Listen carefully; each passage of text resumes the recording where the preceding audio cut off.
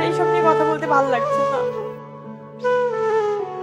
কেউ ধুমধাম করে আবার কেউ বা গোপনেই সংসার শুরু করে দিয়েছিলেন, কিন্তু সেই সংসার বেশি দিন টিকেনি, হয়ে গিয়েছে ডিভোর্স।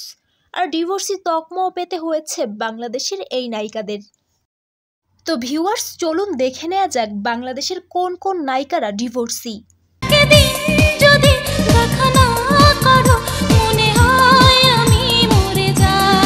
90 দশকের জনপ্রিয় নায়িকা শাবনূর এখনও তার জনপ্রিয়তার কমতি নেই।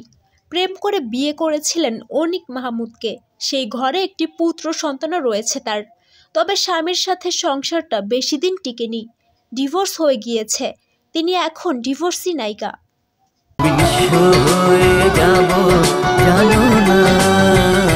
ভালোবেসে ফয়সাল আহসানকে বিয়ে করেছিলেন জয়া আহসান, তবে সেই সংসার বেশি দিন টিকেনি, হয়ে গিয়েছে বিচ্ছেদ। এখন বর্তমানে জয়া একাই রয়েছেন, তবে ডিভোর্সি তকমা তার গায়ে লেগেই রয়েছে। বর্তমানে রায়হান রাফির সাথে সম্পর্কে রয়েছেন তমা মির্জা। তবে জানেন কি, এর আগে তমা মির্জার বিয়ে হয়েছিল এবং সেই সংসার ভেঙেও গিয়েছে, ডিভোর্স হয়ে গিয়েছে তমা মির্জার। এক বিন্দু ভালোবাসা দাও।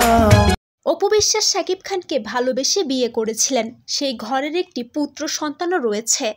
অপু বিশ্বাসকে যে শাকিব খান ডিভোর্স দিয়েছেন এটা পুরো ঢালিউডই জানে, তাই অপু বিশ্বাসকেও ডিভোর্সি নায়িকার তকমা শুনতে হয়। এই তো বেশ কিছুদিন আগে শরীফুল রাজের সাথে ডিভোর্স হয়ে গিয়েছে পরিমণির।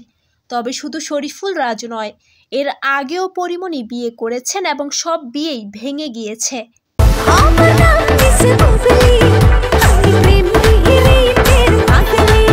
শবনম বুবলি ভালোবেসে বিয়ে করেছিলেন শাকিব খানকে, কিন্তু শাকিব খানের দাবি তাদের বিয়েই হয়নি।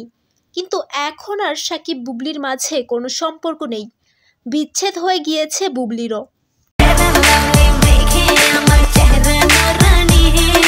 ঢাকাই সিনেমার অগ্নিকন্যা খ্যাত নায়িকা মাহিয়া মাহি, তিনি প্রথমে বিয়ে করেছিলেন মাহমুদ পারভেজ অপুকে, কিন্তু কিছু বছরের ব্যবধানে তাদের ডিভোর্স হয়ে যায়।